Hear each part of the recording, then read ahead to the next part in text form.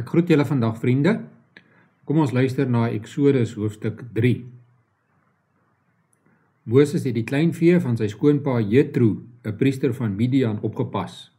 Hy het die kleinvee diep die woestyn ingejaag tot hy by Horeb, die berg van God, gekom het. Toe verskyn die engel van die Here aan hom in 'n vlam binne-in 'n doringbos. Terwyl hy kyk, sien hy dat die doringbos aanhou brand, maar nie uitbrand nie. En Moses sê vir homself: Ek wil tog 'n bietjie nader gaan om hierdie wonderlike verskynsel te bekyk.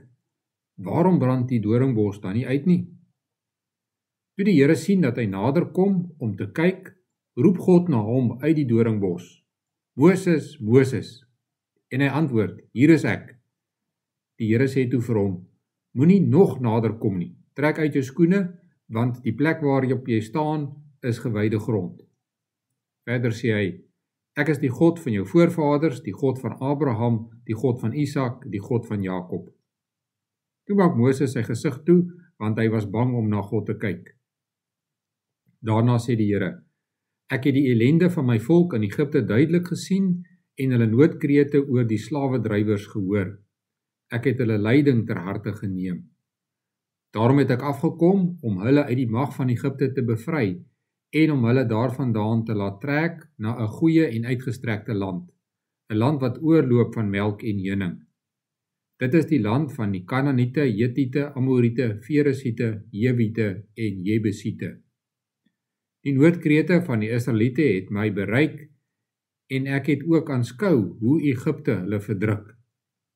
Daarom stuur ek jou na die Farao toe, sodat jy my volk, die Israeliete, uit Egipte kan bevry. Toe sê Moses vir God: Wie is ek dat ek dit by die Farao sou waag en dat ek die Israeliete uit Egipte sou bevry? God het Moses geantwoord: Ek sal by jou wees en die bewys dat ek jou gestuur het, sal dit wees. Wanneer jy die volk uit Egipte bevry het, sal julle my by hierdie berg aanbid. Daarna sê Moses vir God: Sê nou maar ek kom by die Israeliete en sê vir hulle: Die God van julle voorvaders het my na julle toe gestuur en hulle vra vir my: Wat is sy naam? Wat moet ek dan vir hulle sê? Toe sê God vir Moses: Ek is wat ek is.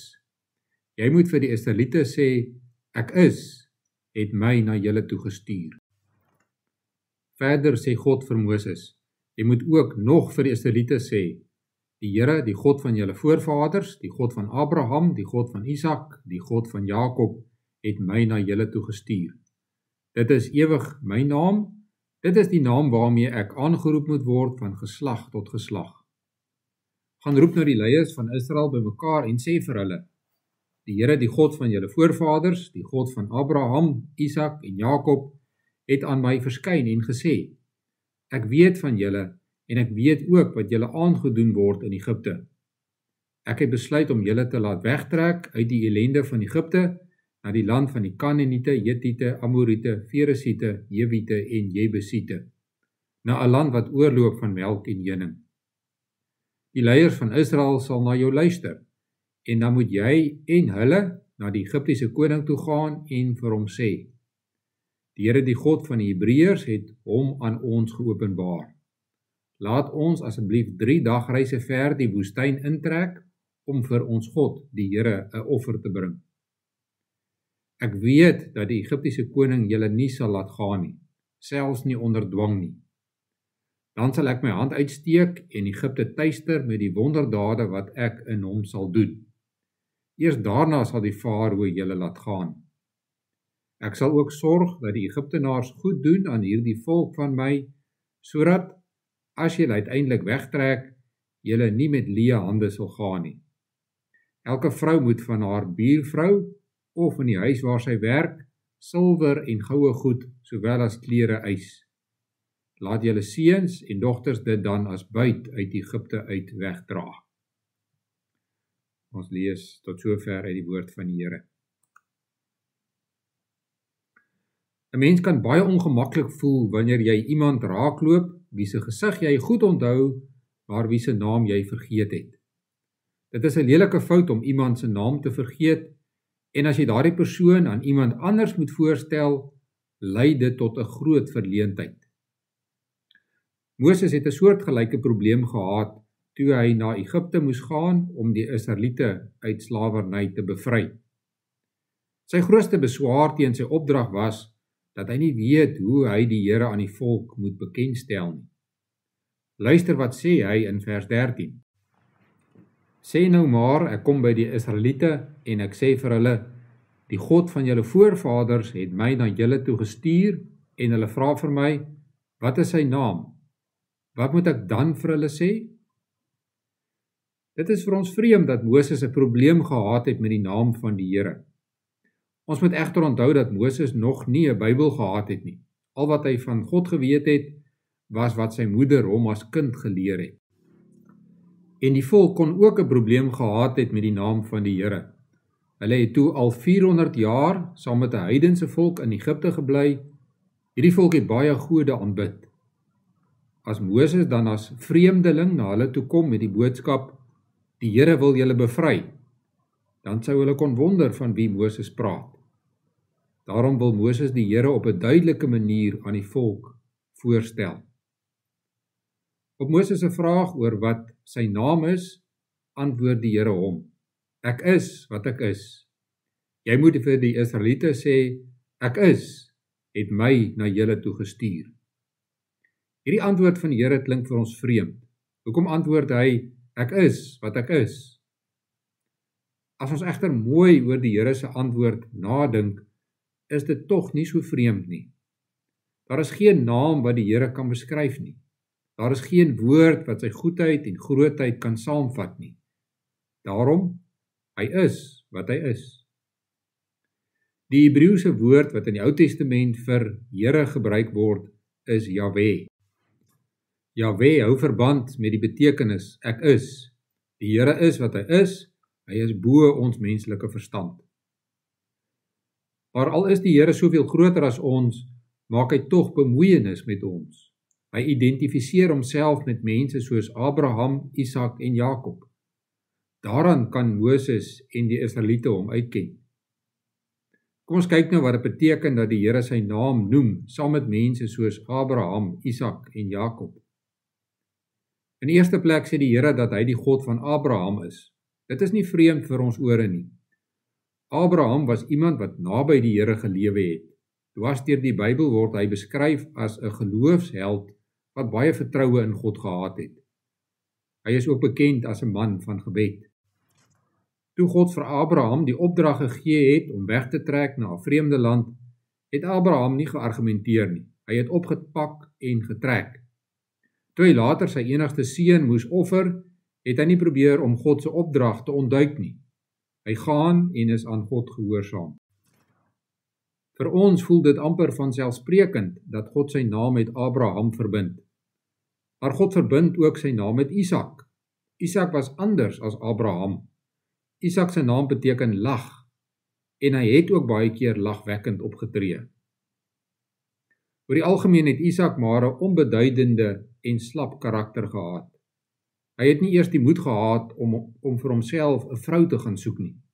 'n Slaaf van sy pa moes dit vir hom gaan doen. In sy huwelik was dit duidelik wie die broek gedra het. Dit was Rebekka. Sy het bepaal wat haar seuns moet doen en Isak het daarbey ingeval. Oor die algemeen was Isak eintlik nie 'n slegte mens nie. Inteendeel, hy het die verkeerde probeer vermy. Maar sy bestaan was egter vaal, onbeduidend en middelmatig. Isak was 'n mens waarvoor jy jammer kon voel. Voel jy miskien dat jou lewe soos Isak sin is? Luister dan goed wat ons teks sê. God is nie net die God van Abraham nie, maar ook van Isak. God verbind nie net sy naam aan heldefigure soos Abraham nie, maar ook aan vaal en middelmatige figure soos Isak. Dat God die God van Abraham is heerlik, maar dat hy ook die God van Isak is, dit is troosvol. Maar dis nie al nie. God verbind ook sy naam met Jakob. Ons het gehoor dat ons oor Abraham baie goeie dinge kan sê. By Isak kan ons niks verkeerd sê nie, maar ook nie regte goeie dinge nie. By Jakob is dinge egter anders. By hom is daar baie dinge verkeerd. By sy geboorte het Jakob al aan sy broer Esau sy hakskeen vasgehou, omdat hy eerstegebore wil word. Later in sy lewe het hy die eerstgeboortereg van sy uitgehongerde broer afgepers. Op 'n skandalige manier bedrieg hy sy vader om geseën te word. Oor Jakob se hele lewe hang 'n wolk van bedrog en onbetroubaarheid. Toe hy vir sy vrou gaan werk het, kry hy die verkeerde vrou. 'n Week later kry hy wel die regte vrou, maar dit het hom nog 7 jaar se arbeid gekos. By sy skoonpa werk hy met allerhande skelm maniere om te sorg dat hy baie vee kry. Miskien vra jy vandag, hoekom verbind God sy naam aan 'n persoon soos Jakob? Dan kan ons maar net antwoord, dit is God se onbegryplike genade. Dat God die God van Abraham is heerlik. Dat hy die God van Isak is troosvol. Dat hy die God van Jakob is die hele evangelie. Ons sien God se ware karakter, ons hoor God se hart klop met liefde en genade. En die feit dat God sê dat hy die God van Abraham, Isak en Jakob is, word die kern van die evangelie geopenbaar. Die evangelie wat daaroor gaan dat Jesus mens geword het om sondaars te red, om 'n nuwe lewe te gee vir elkeen wat in hom glo. Die God van die Bybel is nie skaam vir sy kinders nie. Hy noem sy naam saam met sondige mense soos ek en jy. Vandag nog sê die Here, ek is die God van Jan, Dani en Sari. Ek is die God van Michelle, Johan en Linda. Ons God is nie skaam om homself te identifiseer met mense van vlees en bloed soos ons nie. Hy het dan so ver gegaan om self mens te word. Jesus kom staan waar ek en jy in sonde voor God lê. Hy laat ons weer staan en sit ons op die pad na God se ewige koninkryk. Hy verbind sy naam vir ewig aan jou en my naam. God is oneindig groot, hy is ver bo ons verstand. Ons kan hom nie met woorde beskryf nie. Hy is wat hy is.